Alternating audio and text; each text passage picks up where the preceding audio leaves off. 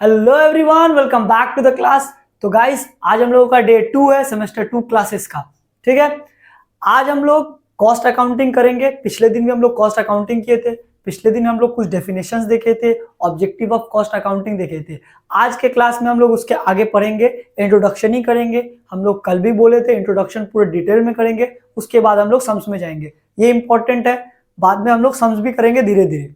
ठीक है, नोट्स आप लोगों को डिस्क्रिप्शन बॉक्स में टेलीग्राम चैनल का लिंक दिया हुआ है, व्हाट्सएप चैनल का लिंक दिया हुआ है, जाओ ज्वाइंट हो जाओ। वहां पे आप लोगों को जो भी नोट्स है वहां पे मिलता रहेगा, इंफॉर्मेशन भी मिलता रहेगा। ठीक है, तो स्टार्ट करते हैं आज का क्लास। Let's get started.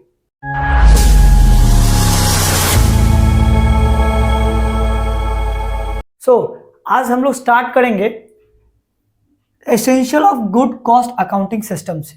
मतलब कॉस्ट अकाउंटिंग सिस्टम जो है उसमें एक अच्छा कॉस्ट अकाउंटिंग सिस्टम में क्या क्या चीजें होनी चाहिए वो हम लोग आज देखेंगे। ठीक है, अभी हम लोग थ्योरी कर रहे हैं, थ्योरी करेंगे अच्छे से डिटेल में करेंगे ताकि एग्जाम में जो थ्योरी है उसको हम लोग अच्छे से सॉल्व कर पाए।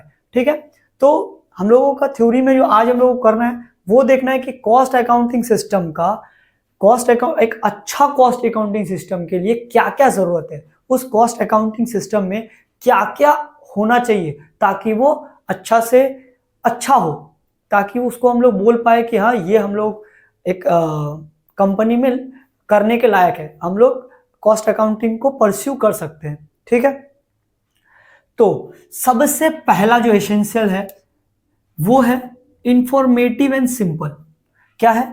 एक कॉस्ट अकाउंटिंग सिस्टम इंफॉर्मेटिव होना चाहिए। क्या होना चाहिए? इंफॉर्मेटिव होना चाहिए। हम लोग कॉस्ट अकाउंटिंग करेंगे क्यों? हम लोग कॉस्ट अकाउंटिंग करेंगे, हम लोगों को एक कॉस्ट क्लासिफिकेशन एनालिसिस करके उसका रिपोर्ट बना के हम लोगों को कुछ ना कुछ इंफॉर्मेशन चाहिए होगा। हम लोगों को कॉस्ट का इंफॉर्मेशन चाहिए होगा, हम लोगों को प्रोडक्ट का दाम जानना है, हम लोगों को पता करना है किसमें कितना कॉस्ट लगा है, किसमें कितना खर्चा हुआ है ना। तब इसीलिए हम लोग कॉस्ट अकाउंटिंग लाएंगे। तो अगर उस कॉस्ट अकाउंटिंग से हम लोगों को इंफॉर्मेशन ही नहीं मिलेगा, अगर वो कॉस्ट अकाउंटिंग इंफॉर्मेटिव नहीं होगा देन कॉस्ट अकाउंटिंग का कोई फायदा नहीं है। तो एक अच्छा कॉस्ट अकाउंटिंग सिस्टम कैसा होना चाहिए? जो इंफॉर्मेटिव हो और साथ ही साथ सिंपल हो। सिंपल का मतलब ये इतना सिंपल हो कि जो हम लोगों का जिसको हम लोग यूजर ऑफ कॉस्ट अकाउंटिंग होगा, जो कॉस्ट अकाउंटिंग को यूज करेगा, है ना, जिसके पास जाएगा, वो जो रिपोर्ट तैयार होगा वो जाएगा, वो सबको समझ में आना चाहिए। इतना सिंपल होना चाहिए कि सबको समझ में आना चाहिए कि हाँ ये इससे ये रिपोर्ट हम लोगों को तैयार होना चाहिए। तो essentials of good cost accounting system का सबसे पहला एसेंशियल्स क्या है? वो इंफॉर्मेटिव होना चाहिए और सिंपल होना चाहिए। ठीक है, दूसरा एक्यूरेट एंड ऑथेंटिक। मतलब हम लोग जो कॉस्ट अकाउंटिंग में जो भी कॉस्ट लेंगे, कॉस्ट रिलेटेड डेटा लेंगे, वो एक्यूरेट होना चाहिए। अगर कोई भी कॉस्ट रिलेटेड डेटा जो हम लोग कॉस्ट अकाउंटिंग में जो भी डेटा लेंगे वो डेटा अगर एक्यूरेट नहीं होगा, ऑथेंटिकेटेड नहीं होगा, अगर उसका कोई ऑथेंटिकेशन नहीं होगा, उसको अगर हम लोग सही से एनालाइज नहीं करेंगे, सही से परखेंगे नहीं, सही से हम लोग निकालेंगे नहीं, हाँ इसका कॉस्ट इतना ही होना चाहिए, तो फिर जो रिपोर्ट निकलेगा, जो उसका जो सार निकलेगा, जो उसका जो कैलकुलेशन करके जो उसका हम लोगों का रिपोर्ट तैयार होगा वो गलत ही होगा ना। क्यों? क्योंकि अगर डेटा ही सही नहीं डालेंगे हम लोग, अगर कंप्यूटर में डेटा ही सही नहीं डालेंगे तो मेरे को आंसर कहाँ से देगा? जस्ट लाइक दैट, अगर हम लोग एक्यूरेट डेटा नहीं डालेंगे, हम लोगों को सही सब कुछ डालेंगे नहीं, सब कुछ जितना भी डेटा है और ऑथेंटिकेटेड नहीं होगा, हम लोग कुछ भी डाल देंगे, मेरे को मटेरियल का खर्चा 20 रुपया पड़ रहा है, 50 रुपया देंगे, तो फिर क्या होगा? उसमें हम लोगों का जो रिपोर्ट तैयार होगा वो खराब होगा। इसीलिए बोल रहा है एक अच्छा कॉस्ट अकाउंटिंग सिस्टम कैसा होना चाहिए? उसका जो डेटा होना चाहिए एक्यूरेट होना चाहिए और ऑथेंटिकेटेड होना चाहिए। ठीक है, उसके बाद आता है यूनिफॉर्मिटी एंड कंसिस्टेंसी। मतलब हम लोगों का कॉस्ट अकाउंटिंग में जो भी हम लोग टेक्निक, हम लोग मेथड्स एक बार यूज करेंगे उस पर कंसिस्टेंसी होना चाहिए। हम लोग बार बार उसको चेंज नहीं करेंगे। ठीक है, तो इससे क्या होगा? अगर बार बार चेंज करेंगे ना तो हम लोगों को जब कंपैरिजन करना होगा, हम लोग करते क्यों है? हम लोग कॉस्ट अकाउंटिंग क्यों करेंगे? हम लोग पास्ट एक्सपीरियंस से फ्यूचर प्लानिंग करेंगे, है ना। हम लोग पास्ट में देखेंगे मेरा इसमें इतना इतना इतना कॉस्ट खर्चा हुआ है, अब हम लोग देखेंगे कि अच्छा इसमें इतना कॉस्ट खर्चा हुआ है, इस बार इतना हुआ है, तो अगला बार हो सकता है इतना हो। तो मतलब हम लोग पास्ट एक्सपीरियंसेस हम लोग फ्यूचर प्लानिंग करेंगे। अगर हम लोगों का वो यूनिफॉर्मिटी नहीं होगा, कंसिस्टेंसी नहीं होगा, तो वो बार बार चेंज होता रहेगा। अगर बार बार चेंज होगा तो हम लोग फिर वो कंपैरिजन करेंगे कैसे? तो फिर तो मेरा कॉस्ट अकाउंटिंग का जो ऑब्जेक्टिव था वही नहीं सेटिस्फाई हो रहा है, तो हम लोग को कॉस्ट अकाउंटिंग करके कुछ फायदा नहीं होगा। तो क्या बोल रहा है, गुड कॉस्ट अकाउंटिंग सिस्टम को हरदम यूनिफॉर्म रहना चाहिए। अब ये नहीं बोल रहा कि चेंज नहीं होगा, हो सकता है, लेकिन ट्राई टू बी कंसिस्टेंट, ठीक है। उसके बाद बोल रहा है इंटीग्रेटेड। इंटीग्रेटेड का मतलब ये जो कॉस्ट अकाउंटिंग सिस्टम है ये अदर, जैसे कि हम लोगों का फाइनेंशियल अकाउंटिंग है, मैनेजमेंट अकाउंटिंग है ना, उसके बाद टैक्सेशन है, स्टैटिस्टिक है, एक्सेट्रा जो भी है, सबके साथ ना इसका लिंक रहना चाहिए, इसका लिंक रहना चाहिए। मतलब ऐसा नहीं है कि मेरा कॉस्ट अकाउंटिंग सिस्टम में कुछ अलग ही मेरा सब कुछ चल रहा है और इस सब में कुछ अलग ही चल रहा है। ऐसे होने से ना प्रॉब्लम हो जाएगा। क्या बोल रहा है, सब एक दूसरे के साथ जुड़ा रहना चाहिए, सब इंटीग्रेटेड रहना चाहिए, सब एक दूसरे को रिफ्लेक्ट करना चाहिए, ठीक है। तभी वो सक्सेसफुल रहेगा, तभी वो कॉस्ट अकाउंटिंग का जो ऑब्जेक्टिव है वो सेटिस्फाइड होगा। तो गुड कॉस्ट अकाउंटिंग का एसेंशियल्स क्या है, इंटीग्रेटेड भी वो होना चाहिए सबके साथ। मेरा जितना भी अदर फॉर्म ऑफ अकाउंटिंग या मैनेजमेंट है सबके साथ वो इंटीग्रेटेड रहना चाहिए। अगला है फ्लेक्सिबल एंड अडेप्टिव। अभी हम लोग बोले उसको यूनिफॉर्मिटी और कंसिस्टेंसी होना चाहिए, लेकिन उसको क्या बोलते हैं, कॉस्ट अकाउंटिंग सिस्टम को, एक कॉस्ट अकाउंटिंग सिस्टम इतना कम से कम फ्लेक्सिबल होना चाहिए कि अगर कोई चेंजेस होता है, मेथड चेंज करना है, या फिर मेरे को कुछ ना कुछ एक्सटर्नल फैक्टर की वजह से हमको कुछ चेंज करना पड़ा है, या फिर मेरा कुछ भी कोई कारण है जिसके वजह से मेरे को टेक्निक चेंज करना पड़ रहा है, मेरे को कुछ ना कुछ कॉस्टिंग चेंज करना पड़ रहा है, कॉस्ट चेंज करना पड़ रहा है, तो वो cost accounting should be flexible enough to adopt that thing, ठीक है। उसको इतना फ्लेक्सिबल होना पड़ेगा, इतना फ्लेक्सिबल होना चाहिए कि भैया कुछ भी चेंज को वो अडॉप्ट कर पाए, ठीक है। अगला होता है ट्रस्ट ऑन द सिस्टम।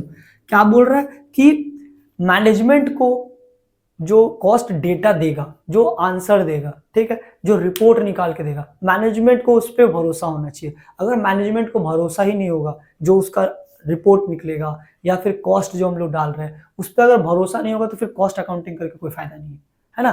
तो कॉस्ट अकाउंटिंग पे मैनेजर को भरोसा होना चाहिए, मैनेजर को या फिर जो मैनेजमेंट टीम है उसको कम से कम कॉस्ट अकाउंटिंग पे भरोसा होना चाहिए, तभी ये कॉस्ट अकाउंटिंग सिस्टम सार्थक होगा, ठीक है।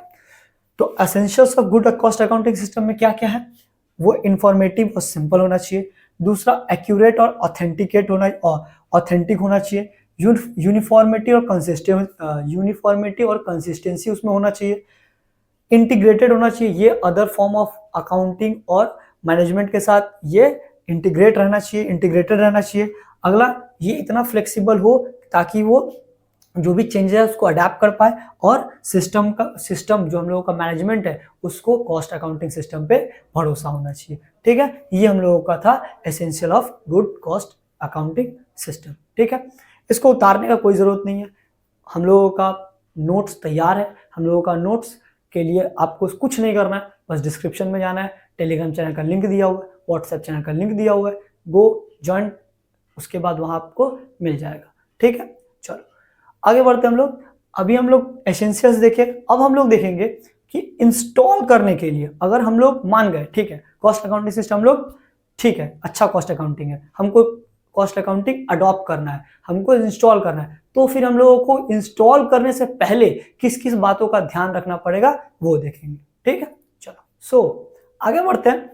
Essential of good cost accounting system के बाद हम लोग देखेंगे इंस्टॉलेशन ऑफ कॉस्टिंग सिस्टम। क्या देखेंगे, इंस्टॉलेशन ऑफ कॉस्टिंग सिस्टम। हम लोगों को कॉस्टिंग सिस्टम को इंस्टॉल करने से पहले हम लोगों के दिमाग में क्या क्या रहना चाहिए, क्या क्या देखेंगे। एक अगर कॉस्टिंग सिस्टम को हमको इंस्टॉल करना है, उससे पहले हम लोगों को क्या क्या माथे में रखने पड़ता है, दिमाग में हम लोगों को रखना पड़ेगा, क्या क्या देखना पड़ेगा वो देखेंगे, ठीक है। तो इंस्टॉलेशन ऑफ कॉस्टिंग सिस्टम या कॉस्ट अकाउंटिंग सिस्टम में सबसे पहला आता है, सबसे पहला जो हम लोगों को चीज देखना है वो देखना है बिजनेस का नेचर कैसा है। बिजनेस का नेचर कैसा है, ये स्मॉल कंसर्न है, बड़ा ऑर्गेनाइजेशन है, ये हम लोग को देखना पड़ेगा। क्यों देखना पड़ेगा? अगर एक छोटा कंसर्न होगा, छोटा सा बिजनेस होगा, तो उसका कॉस्टिंग प्रोसीजर भी बहुत सिंपल होगा। लेकिन अगर एक बहुत बड़ा कंपनी है, करोड़ों का, हजारों करोड़ों का कंपनी है, तो उसका कॉम्प्लेक्सिटी बड़ा होगा, उसमें बहुत ज्यादा काम हो रहा होगा, उसका जो डिटेल चाहिए वो बहुत ही डिटेल्ड चाहिए हमको, उसका जो हम लोगों को इन्फॉर्मेशन चाहिए वो बहुत ही डिटेल में चाहिए होगा, तो उसका कॉम्प्लेक्सिटी ज़्यादा होगा, उसको बहुत ही अच्छे से कॉस्ट अकाउंटिंग करना होगा, उसमें बहुत ज़्यादा प्रोसीजर होगा। ठीक है, तो हम लोगों को कॉस्टिंग, कोई भी कॉस्टिंग सिस्टम इंस्टॉल करने से पहले हम लोगों को सबसे पहले देखना पड़ेगा कि बिजनेस का नेचर कैसा है, बिजनेस का नेचर कैसा है, वो छोटा है, बड़ा है, उसका साइज कैसा है, ये देखना होगा। ठीक है, उसके बाद देखना होगा नेचर ऑफ प्रोडक्ट, मतलब वो जो बिजनेस है किस तरह का प्रोडक्ट बना रहा है, किस तरह का प्रोडक्ट बना रहा है, क्योंकि प्रोडक्ट पे डिसाइड होता है कि कॉस्टिंग सिस्टम कैसा होगा। लेट्स से अगर वो प्रोडक्ट का एक प्रोडक्ट होता है जो सिंगल प्रोडक्ट होता है, मतलब प्रोडक्ट बना के जो कोई भी प्रोडक्ट बनाएंगे तो सिंपल सा एक प्रोडक्ट निकलेगा। लेट्स से आज हम लोग चाय बनाए तो चाय से चाय ही बनेगा। लेकिन कोई कोई प्रोडक्ट है जिसका बाय प्रोडक्ट भी होता है, जैसे मान लो हम लोग चीनी बना रहे हैं, तो गुड़ से जब चीनी बनेगा तो हो सकता है गुड़ भी तो बिक सकता है। तो बेसिकली हम लोगों को ये देखना है कि प्रोडक्ट का नेचर कैसा है, क्या वो सिंगल प्रोडक्ट है, क्या ये उसका बाय प्रोडक्ट दूसरा, उससे दूसरा कुछ भी निकल सकता है क्या। ठीक है, तो ये सब देखेंगे। उसके बाद अगर मेरा सर्विसेज का काम है, अगर मान लो हम होटल चला रहे उसका कॉस्टिंग अलग होता है ना। हम लोगों का कुछ ऐसा प्रोडक्ट बना रहे हैं जो प्रोसेस उसका एक बार में नहीं, वो 2-3 प्रोसेस से होके गुजरता है, उसका कॉस्टिंग अलग होता है। अगर हम लोग कॉन्ट्रैक्ट में काम लेके काम करते हैं तो उसका प्रोसेस अलग होता है। तो हम लोगों को क्या देखना होगा, प्रोडक्ट का नेचर कैसा है, उस हिसाब से कॉस्टिंग सिस्टम को इंस्टॉल करना होगा। ठीक है, मैन्युफैक्चरिंग मेथड, जो भी प्रोडक्ट मैन्युफैक्चरिंग हो रहा है उसका मेथड कैसा है, ये देखना होगा।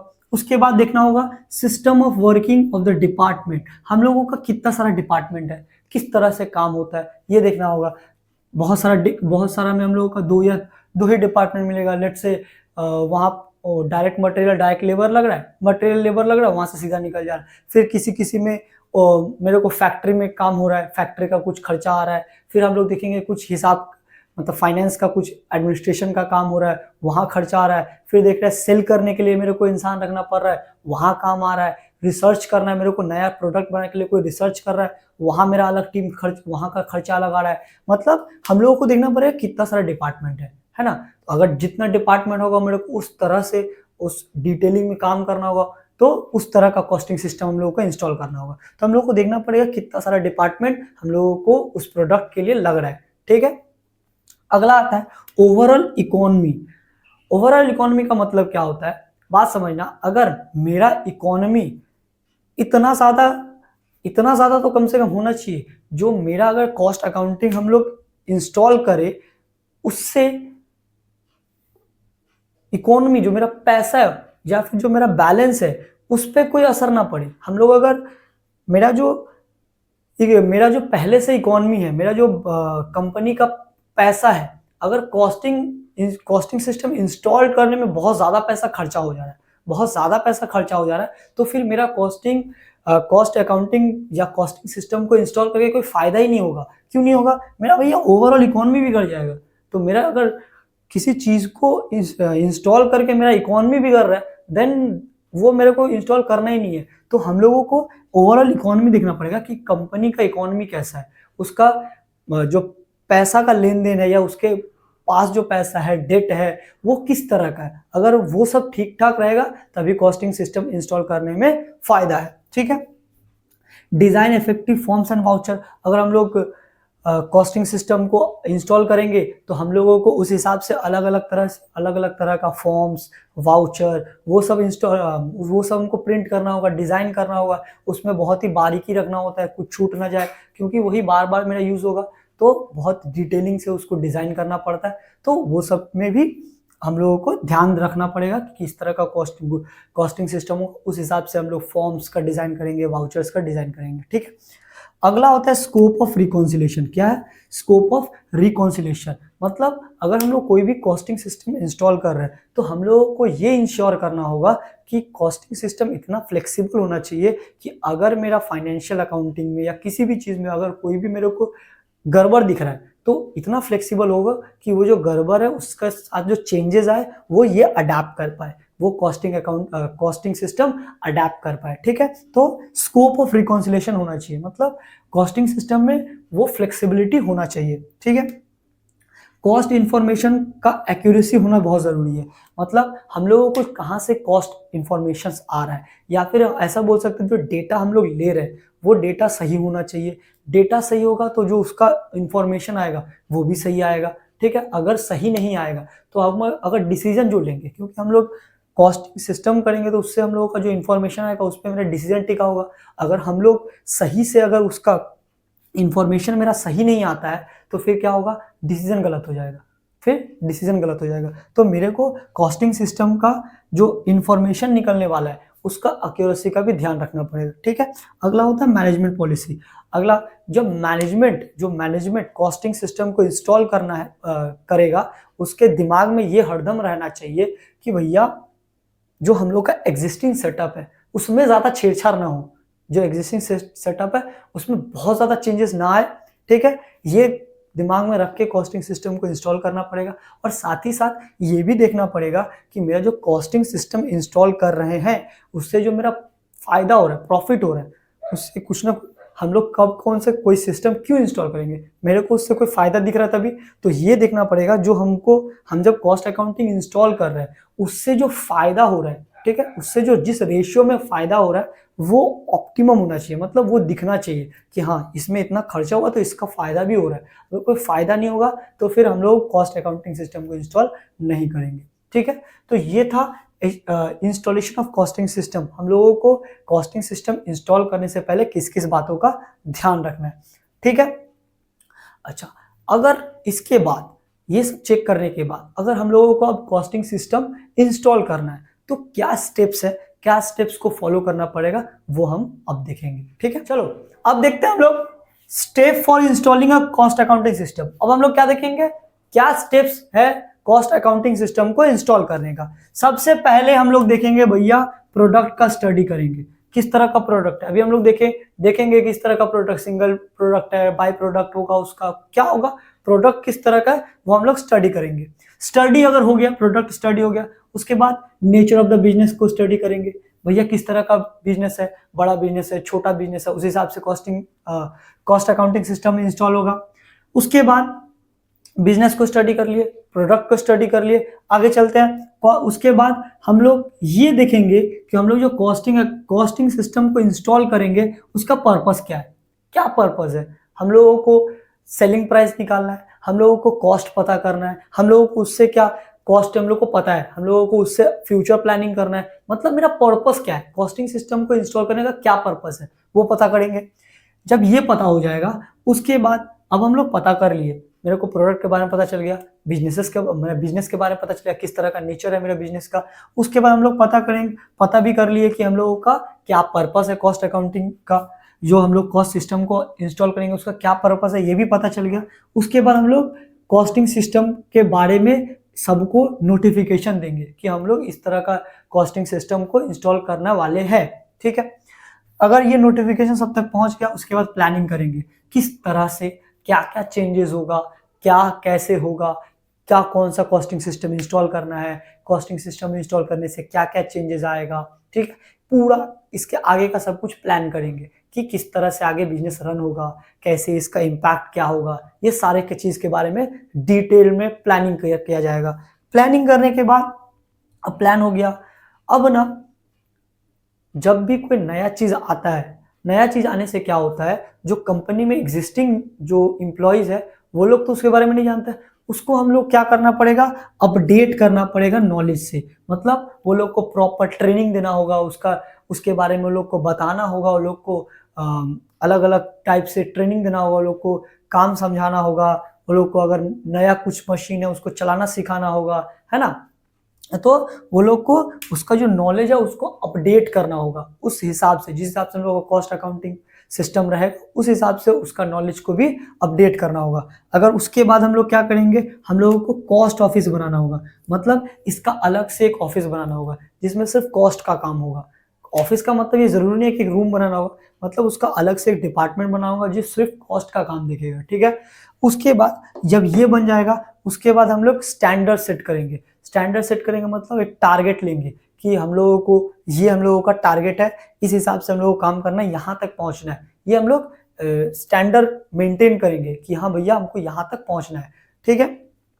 जब स्टैंडर्ड सेट करेंगे तो सिस्टम ऑफ अप्रेजल भी रखना पड़ेगा, मतलब जो भी कोई काम करेगा, जो परफॉर्मेंस करेगा, जो लेबर काम कर रहा होगा, वो लोग काम करेगा, मोटिवेट कब होगा, जब उसको कुछ एक्स्ट्रा मनी मिलेगा, अप्रेजल मिलेगा, उसका पोजीशन हाई होगा, मतलब किसी भी तरह से उसको जब फायदा होगा तभी वो मोटिवेटेड रहेगा। तो हम लोगों को कॉस्टिंग जब कॉस्ट अकाउंटिंग सिस्टम नया इंस्टॉल करेंगे तो हम लोगों को सिस्टम ऑफ अप्रेजल भी रखना पड़ेगा कि क्या काम होगा तो उसका अप्रेजल होगा, कितना अप्रेजल होगा, ये सब के बारे में भी देखना होगा। इसके बाद जो हम लोग सेटिंग स्टैंडर्ड को सेट किए थे, अब हम लोग कंट्रोल करेंगे, मतलब देखेंगे कि एक्चुअली क्या परफॉर्मेंस हुआ है, क्यों हुआ, अगर कोई डेविएशन हुआ तो क्यों हुआ, कैसे उसको कंट्रोल किया जा सकता है, ये देखेंगे। और उसमें अगर कोई चेंजेस करना है तो वो रिकॉन्साइल भी करेंगे, मतलब उसको चेंज, अगर कोई स्कोप है चेंज करने का तो चेंज भी करेंगे, ठीक है। उसके बाद ये करने के बाद हम लोग अच्छा से जो उसका जो भी जरूरत का कागजात है, फॉर्म है, वाउचर्स है, उसको डिटेल में क्या करेंगे, डिजाइन करेंगे। ये करने के बाद फ्लेक्सिबिलिटी चेक करेंगे कि भैया ये सब कुछ करने के बाद भी अगर कोई चेंजेस है तो वो चेंजेस इसमें हो पाए। फ्लेक्सिबिलिटी इंश्योर करेंगे कि अगर इतना कुछ करने के बाद भी कॉस्ट अकाउंटिंग सिस्टम में कोई भी चेंज करने का नौबत आया तो हम लोग उसमें चेंज कर पाए। अगर मान लो कोई फाइनेंशियल अकाउंटिंग में कुछ ऐसा हो गया जिसके वजह से मेरे को कॉस्ट अकाउंटिंग चेंज करना पड़ा, तो ये शुड बी फ्लेक्सिबल कि उसके साथ ये चेंज हो पाए, ठीक है। तो ये हम लोगों का क्या था, step for installing cost accounting system. एक बार हम लोग गो थ्रू कर लेते हैं। सबसे पहले प्रोडक्ट का स्टडी करेंगे, फिर नेचर ऑफ द बिजनेस देखेंगे, फिर हम लोग पर्पस देखेंगे क्यों हम लोग कॉस्टिंग सिस्टम को इंट्रोड्यूस कर रहे हैं, फिर नोटिफिकेशन देंगे कॉस्टिंग सिस्टम के बारे में, फिर उसके बाद प्लान करेंगे, फिर नॉलेज को अपडेट करेंगे, फिर हम लोग कॉस्ट ऑफिस को ऑर्गेनाइज करेंगे, उसके बाद स्टैंडर्ड सेट करेंगे, सिस्टम ऑफ अप्रेजल के बारे में हम लोग उसको तैयार करेंगे, उसके बाद कंट्रोल और रिकॉन्सिलिएशन करेंगे, मतलब हम लोग जो भी स्टैंडर्ड सेट किया उसको कंट्रोल करेंगे कि उस तरह से काम हो रहा है कि नहीं हो रहा है, ठीक है। उसके बाद डिजाइन, अलग अलग तरह का फॉर्म्स, वाउचर, जितना भी डॉक्यूमेंट होगा उसको तैयार करेंगे, और लास्ट में कॉस्ट अकाउंटिंग सिस्टम को इतना इंश्योर करेंगे कि वो अगर कुछ चेंज का नौबत आया तो वो अपने आप में वो चेंज कर पाए, ठीक है। तो आज हम लोग क्या क्या पढ़े, essential of cost accounting system, installation of cost accounting system और steps for installation of cost accounting system, ठीक है। ऐसे ही धीरे धीरे हम लोग सारा टॉपिक कवर करेंगे। वीडियो अच्छा लगा तो लाइक करो, चैनल को सब्सक्राइब करो, अपने दोस्तों तक भेजो, ठीक है। मिलते हैं अगले वीडियो में, तब तक के लिए बाय बाय।